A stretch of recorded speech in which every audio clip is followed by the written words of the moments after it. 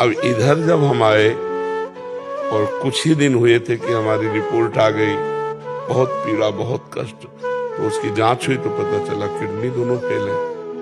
अब हम साधन परायण थे, तपस्या, जितेंद्रियता, नियम, संयम, अब सब होश उड़ गए कि अब तो कुछ नहीं कर पाऊंगा। उस समय जब हमारी किडनी खराब हुई, ना एक पैसा था, ना एक व्यक्ति था, ना एक इंच जगह थी। जिस आश्रम में रुकते वहां से निकाल दिए जाते थे कि इनकी किडनी खराब है, ज्यादा बीमार होंगे तो आश्रम को भार उठाना पड़ेगा। इसलिए पहले हमें कभी रोना नहीं आता था। बस जिद्दी स्वभाव, अपने कर्तव्य को निष्ठा से निर्वाह करते हुए क्या नहीं हम कर सकते, हम सब कुछ कर सकते हैं।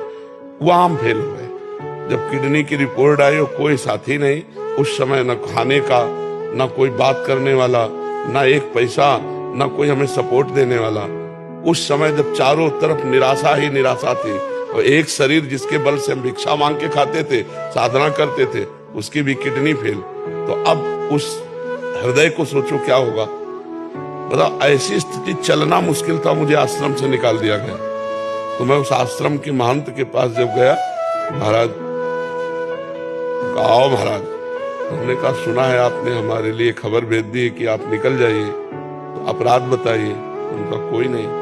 उनका कारण बताइए। बोले कुछ नहीं कारण ऐसे। उनका आपको समझ में आना चाहिए कि मैं बीमार शरीर हूँ, कम से कम आपके यहाँ छत के नीचे तो पड़ा हूँ।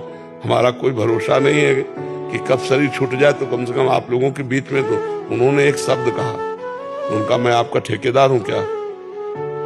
तो हम कहा बस इसके आगे हमने फिर तुरंत पलट गए। हम कहा नहीं, ठेकेदार तो हमारे भगवान है। हम कहा ठेकेदार तो हमारे भगवान है। तो उनका 15 दिन का समय देते हैं आप। हमका 15 मिनट का, बस आश्रम जाना, झोला कांधे में टांगना है।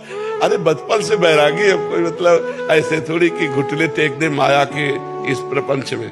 नहीं नहीं, शेर दिल रहे, जिंदगी भर शेर की तरह, भूख, प्यास, गर्मी, सर्दी, हर कष्ट सहना। बस झोला उठाया चल दिया।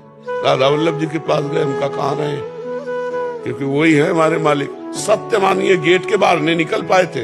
एक संत आए, बोले झोला वोला कहाँ लिए घूम रहे महाराज? उनका निकाल दिए गए। बोले आओ ना, बढ़िया व्यवस्था कर दी। धीरे धीरे श्री जी ने ये व्यवस्था कर दी। कितनी बड़ी व्यवस्था कर दी।